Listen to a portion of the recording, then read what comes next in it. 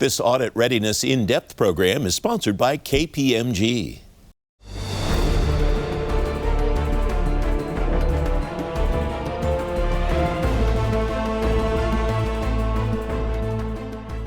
Welcome to the latest program in the In-Depth series from FedGov Today. On this program, we'll look at Audit Readiness In-Depth, sponsored by KPMG. I'm the host of FedGov Today, Francis Rose.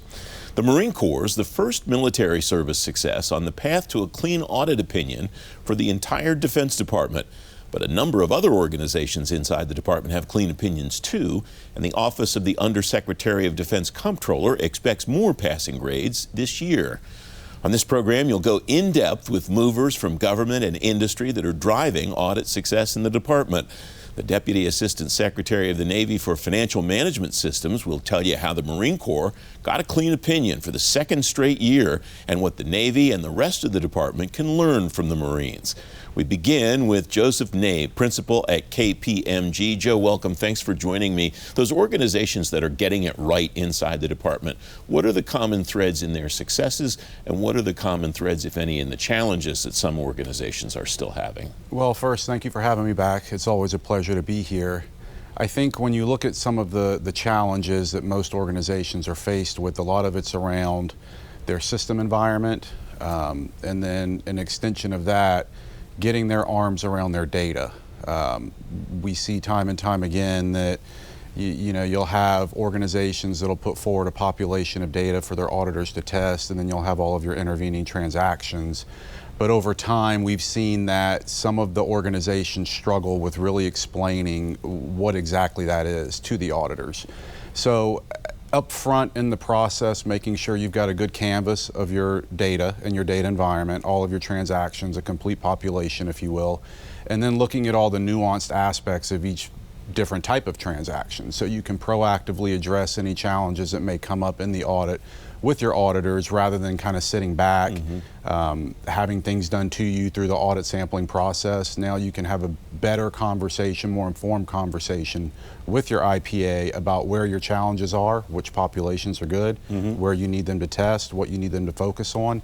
And I've seen that really glean a lot of success for the organizations that we've been working with. You mentioned systems environment, and it strikes me that a lot of organizations are trying to modernize their FM systems across the department. At the same time, they're trying to improve the way the data goes into those systems and the way that then they get the information that they need to achieve audit success.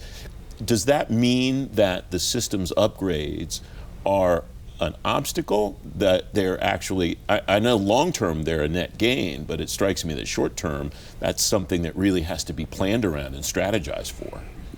You bring up a really good point. I think over the years within any environment, whether it's within the federal government, state and local, commercial, anytime you take a product, or what we like to call COTS, off the shelf, anytime you take a product and you start to insert overly customized or overly configured processes into that rather than taking the out-of-the-box product, which is really what you're intended to do, over time, it makes it harder to go through upgrades. It makes it harder for refreshes, patches. It makes it harder for it to plug into other systems and receive and pass data. So with any large-scale modernization effort, it's one, getting upfront what we're dealing with today. And sometimes a compensating strategy for overcoming some of those limitations in the systems is creating a data lake type environment where you can perform analytics. You can use that as a second source of information to help inform some of your GLACs on the trial balance side, and let it help drive you towards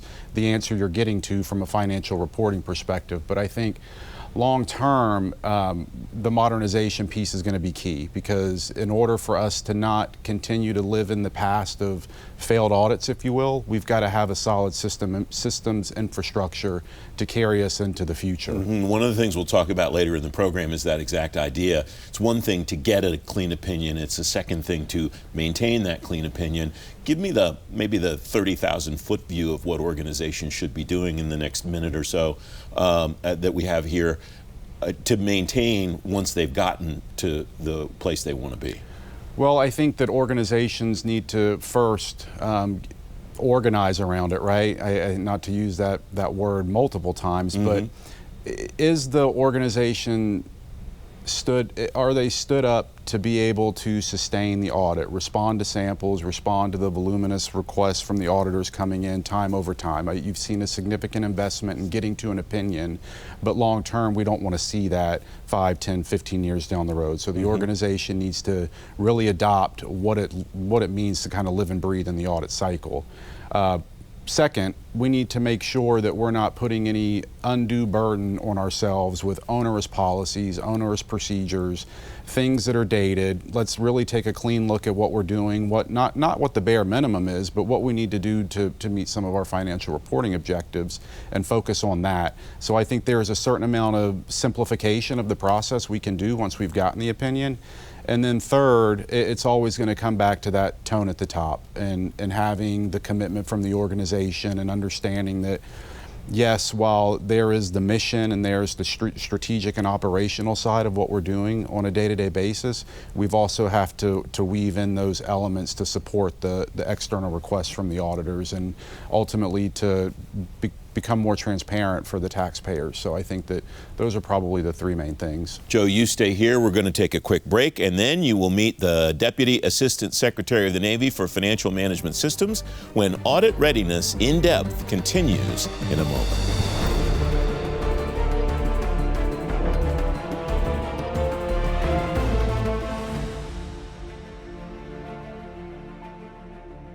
A sense of urgency is mounting for the U.S. Department of War to achieve a clean audit opinion by 2028. KPMG has a proven and scalable blueprint, able to help deliver clean audit opinions in the DoW. We don't let perfect become the enemy of the good. We design practical, effective, and reliable solutions that put the mission and warfighters first. We start with a recognition of reality instead of utopian controls. This demonstrates accountability and helps to ensure resource availability for the warfighter. We take advantage of every tool at our disposal. Our technology accelerators pave the way for artificial intelligence and machine learning. We're not afraid to be honest or ruthless. We will identify and stop underperforming legacy technology. We know multitasking is required, and we're optimized for it. This ultimately supports the warfighter and strengthens national security.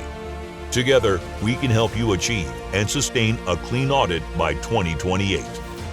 Let's get started.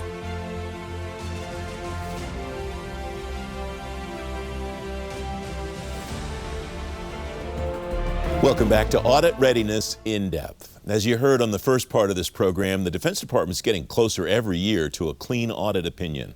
Financial management leaders across the department tell me, though, that getting a clean opinion is just the beginning. Joining the conversation on Audit Readiness in Depth, Gregory Koval, Deputy Assistant Secretary of the Navy for Financial Management Systems. Joe Nave of KPMG is back too. Greg, welcome. Thanks for joining the conversation with me and Joe. You heard Joe talking a lot about data in the first part of this program. How is data helping you get from where you started in the audit process in the Navy to where you are now and to getting to a clean opinion? Thanks, Francis, and thanks for having me. The data piece is really interesting because from our perspective, data is the bedrock of a clean audit opinion. And while we have challenges related to internal controls and material weaknesses and some of the other items that are under evaluation during an audit, the one thing that we can control and leverage and use to our advantage is our data. And during the Marine Corps audit, we transitioned to a new general ledger system, DAI. It was very problematic up front, but the data was in a very standard format. And that really helped us get through the audit for the first time because we were able to look at the data, analyze the data, take action based on the data, and make financial transactions and adjustments and other things that were critical to getting over the audit finish line. In addition, we were able to take our data from multiple different systems, connect that data in an environment called Advana, and analyze that data. And what that helped us do was really make up for some of the limitations in our system environment. As many people know, we have some very old, antiquated systems that we currently use, and fortunately or unfortunately, they're part of the audit. So to compensate for that, we had to take the data out of those systems, put them into another system, do some data analytics, and then make decisions and work our way through from there. How are you working through those issues to get them to a state where you don't have to do that on an annual basis, year after year after year? So we really need to take a look at our system environment in the Department of Defense.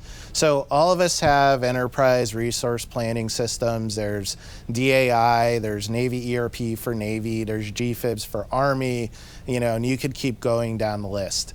The issue that we have is that there's a number of other systems that we connect to those systems. Some of them are very old. And for example, just to execute a contract today, we need to touch 6 different systems. So when you start looking at the audit trail and auditability writ large and analyzing the data, I've got to go to 6 places at least to make sure a number's right. And I think in the future, we need to look at that. Why do we do this to ourselves? Why do we have 6 systems that are relevant for audit? Let's try to do that in 1 or 2. And when you take a step back and you look at the system environment, all of these systems, they require people, they require sustainment budgets, they take up network bandwidth, they're cyber targets for our adversaries. I could go on and on about the advantage of having less systems rather than more. And I think that's really something that we need to take a look at as a department, because if we want to make audit easier, cheaper, and sustainable in the future, we have to take a hard look at that system environment and why we're still in some of the systems that we're using today. Definitely want to talk about easier and cheaper, and absolutely want to talk about sustainable later in the conversation, Greg. But Joe, now I understand exactly why you shouted out system environment in the first part of this conversation, from listening to the way that Greg described how they have to get information that's usable for decision making. Yeah, I think that going back to the data lake and the Advana instance and then the Jupyter Enclave, for example, that really was an accelerator to help us in such an environment where you've got a myriad of systems. And what Greg was also referring to is the fact that you've got a lot of different what we call accountable property systems of record that a lot of times aren't even tied to the GL system. So being able to ingest all of that information, being able to look at trends over time, being able to use that data lake environment to support us from an analytics perspective,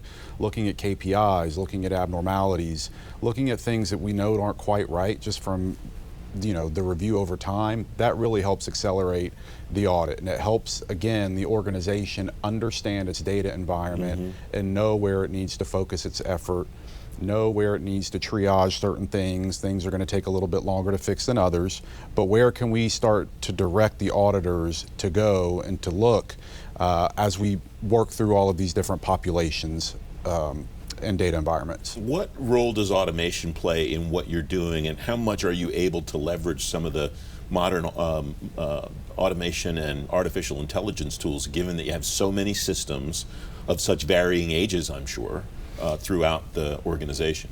No, that's a great question. And the automation really helps us connect the dots and patch the holes in the system environment. So, for example, if I have an error in one system, we're working to use artificial intelligence to help us identify the error, recommend a change for the error, and then have a human approve the error if it's related to a payment or a more sensitive transaction. If it's just moving a transaction because it went to place A, should have been in place B, but it has no dollar or budgetary impact, that's where we're really trying to leverage that automation to just make that transaction for us and correct the books. And that'll be an accelerator too. I think one of the challenges is because of the diversity of systems, the data structure, and the age of the systems, it's really difficult to use some of these emerging technologies because they do like to see data kind of neat, standard, and structured, and we don't always have neat, standard, and structured data in our environment. You said something when we were getting ready to do the show that I thought was particularly interesting, and I wonder how it applies in that area in particular. You said letting perfect become the enemy of good enough will create situations where pragmatic solutions aren't considered. Is that, I guess, what's the balance when it comes to data? Obviously, perfectly structured data would be the ideal, but it doesn't sound like that's very pragmatic, very practical in the situation that you're in. It's not, and we're seeing it happen in many ways. So there's something called SFIS, the Standard Financial Information Structure, that's been around for almost 2 decades now. And while DAI, the Marine Corps' General Ledger, and now Navy ERP, the Navy's General Ledger, can do that, you're looking at 70 plus data elements that now need to be perfect, correct, right, or a transaction doesn't post properly. And again, do we need that to do financial reporting and audit? Absolutely not. And I think some of these theories and strategies that we as a department put in place long ago need to be revisited, especially as we make this push toward 28. And I said this as we were working through the Marine Corps audit multiple times. This is pass fail. It's like the CPA or the CISA exam. You got to get 75. If you get more than 75, you probably could have been doing something else, right? Let's just get ourselves up to the line. Let's pass. Perfect does get in the way of the good, especially when it comes to audit, because we just don't have enough time. We have so many other items that need to be addressed in the short time frame that we have. And if we're going to make it by 28, we really need to simplify this process and focus on what's acceptable versus what's perfect. Joe, that was the reason, though, that a lot of organizations in the department gave, especially early on in the process. Our data's a mess, and it's not formatted the way that it should be, and so on. It sounds like that's maybe a good reason for a little while, but at some point you kind of have to hit the gas pedal. Is that a fair observation on my part? Absolutely, and I think that understanding that the data's a mess is step one. So now you have a launching point to be able to look at that data, understand if it's a complete population. I think where organizations get tied up is when you have the auditor come and ask you a question that you weren't prepared to answer. And a lot of that's because either one, you weren't pulling in a certain data feed or a certain system, or two, you weren't looking at a transaction and the life cycle of that transaction in the context of an auditor's lens. So having the information and understanding where you are, like a true picture of where you are, is the launching piece. Now, as you move forward from that and you start to whittle down all of your challenges, you're then left with what's the sustainability. And the sustainability is how we get into the modernization, those systems that are going to support the business process without an undue amount of customization and work to try to make the system fit what would probably be a business process that could use some updating. Before we go too far into sustainability, which I definitely want to talk about, I do want to ask you, Joe, Greg mentioned material weaknesses and internal controls in addition to data as potential obstacles. How serious are those, and are those more tactical challenges for organizations to deal with, or are they strategic challenges, thinking about the way that, in the same way that people manage data and so on? Yeah, so from an internal controls perspective, I think that Greg would agree, our operators and the mission-focused individuals that are out there, whether it's across civilian or defense, they know what they're doing. Greg mentioned getting controls down to the deck plate level. When you look at the control standards that are laid out in the Green Book, and you look at some of the nuances of implementing a control and giving it the runtime to show its effectiveness for an organization as large as the DoD and any of its component entities, that is going to be a challenge. What's right in front of us today is getting to a substantive opinion, getting a clean opinion and getting over that milestone. And parallel to that, it's absolutely imperative that leadership within the organization is setting the path to bake in modernization efforts along all of the different business process lanes. So it needs to be done in parallel with one another. I think that I had heard it mentioned once before, trying to boil the ocean up front with controls and relying on controls. I think that is work that will need to get done, but it all is going to start with your data and being able to prove out a complete population of your data. All right, sustainability. You tipped me to a phrase that you use inside the department. A clean opinion is hard won, but easily lost. What are the steps that you've taken that you would advise other organizations in the department to take, that once they hit the milestone, that they don't backslide? Yeah, and I think that was a quote from Lieutenant General Adams, who really came in and helped us, get over the audit finish line, and he's been a key part in sustaining that clean opinion for the Marine Corps, his leadership, along with General Smith and General Mahoney.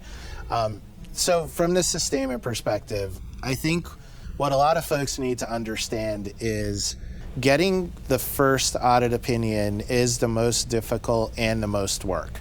And when you look at the Marine Corps' audit journey, our auditors spent over a year going all around the world validating counts of Marine Corps assets, ordnance, operating materials and supplies, real property. That all has to happen no matter what your control environment is. And when you're a worldwide deployed organization like the Marine Corps, the Navy, the Department of Defense writ large, we have a lot of assets in a lot of places. And that's going to take time and effort, and it needs to happen no matter what. However, once you get over that finish line, it becomes easier because now the auditors are looking at current year activity. So instead of having to implement controls over everything everywhere at one time, you're now implementing controls over transactions that happen in the current year. And once you get over that finish line, it actually becomes a lot easier, even if it's substantive. And what's interesting is there were a lot of fears and consternation inside the building about a military service trying to get a substantive opinion, and then a military service trying to sustain a substantive opinion. And I think the Marine Corps proved you can do both, and you can thrive and flourish and continue to improve. And now they're working on implementing controls with the auditors and hopefully reducing the amount of testing and site visits and a lot of other things that'll have to happen in the future to sustain the audit. So they're well on their way. I think it was a very good proof of concept and proof that, DoD can win at audit. And I think that was something that was very important for all of us who worked on it. It was really proving it can happen. So Greg confirmed something that I suspected as an amateur, but a professional now has told me it's true, that once you get it, it's not a snap to keep it, but it does provide some momentum to be able to sustain over time. Is that a fair observation? Absolutely. You once you get it, then you can start to focus on not perfection, but you can start to whittle down that list of deficiencies that you had even when you got the opinion, and with the focus on becoming more effective. The ways to do that over time are what, Joe? How do organizations focus on those things, but not too much at the exclusion of the other things that go into maintaining that opinion?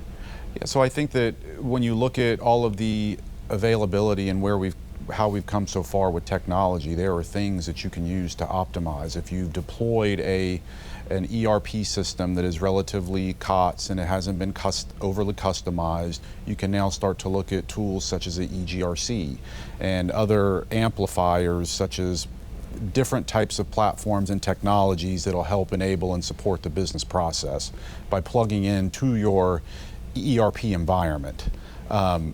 That needs to be the focus, where we can leverage AI, where we can bring in AI to look at analytics and supporting analytics in a more robust method and manner than we do today. There are a lot of different things from a technology standpoint that I think once we get the opinion, we'll be able to invest more heavily into that and focus on that. I think another thing that we need to really strongly consider is looking at the Rolodex of policies, procedures, regulations. I think we could pour some acid on some of those documents and see what we need and what fits in an environment of today versus what we were living in the legacy environment. See what survives after a little bit of a testing by fire. What do you see, Greg, as the long-term benefit to the work that you've done? Obviously, a clean opinion is one of the benefits, but in terms of just the workflow and the ascertaining of transactions over time, from some of the modernization efforts that you've already undertaken, and for some of the ones that you plan for the future. Sure, that's a great question, and really, there's a couple of aspects to this. So, one is the aspect of finally being able to use the data to make management decisions. You know, and one of the things we're recognizing in the Navy Working Capital Fund isn't clean yet, but one of the things that we came across in our preparations for audit is that we have a lot of items that haven't moved, and the analytics are telling us these items haven't moved in 3, 5, 10 years in some cases. So we started to just do a little bit of research on that and say, you know, maybe because it's actually an accounting exercise, that should be excess, obsolete, unserviceable, not something that we can issue to use in the mission. And what we ended up finding out was some of this stuff actually is tied to weapon systems that we don't use anymore. So we're paying our service providers, in some cases, money to store items that we're never going to issue. And again, that's just one proof point, value point of the audit. I'm sure many more will be uncovered as we start to use the data to make decisions, but it helps us really become more efficient for the warfighter and for the taxpayer, because ultimately we're all kind of funding the bill, right? Yeah. The other piece is from an efficiency perspective, again, getting back to that system environment. So the Marine Corps, and Joe mentioned this, we have these accountable property systems of record all over the place that we use, and we should tie them into our financial systems, and right now they're not. We need to use Advana or Jupyter to take the data out of one system and connect it to data from our financial system and then do our financial reporting from there. That's not efficient.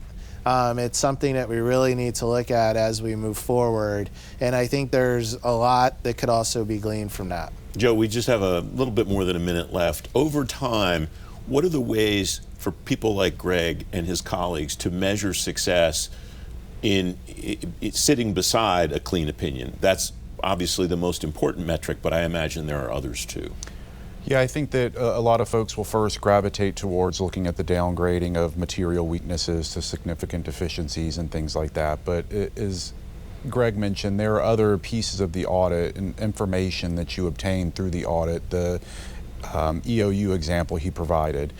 As the organization continues to get better and is able to breeze through samples, provide the documentation that's necessary, you're going to keep going down to a deeper level of analysis within the audit. So it's going to give you more and more opportunities to help make your processes more effective, to glean more insight from the data that you're looking at now that you're comfortable that that data is accurate and complete.